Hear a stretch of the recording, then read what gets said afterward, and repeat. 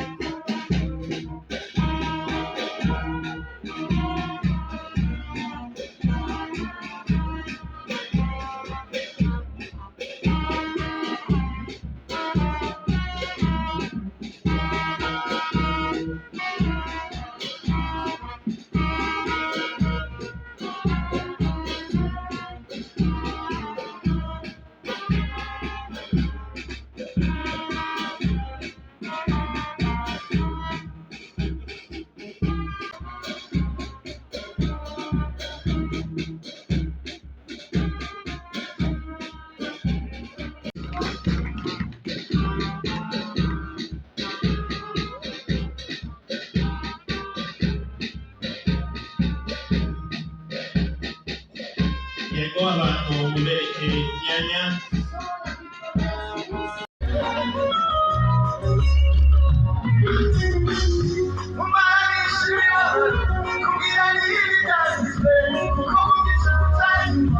I'm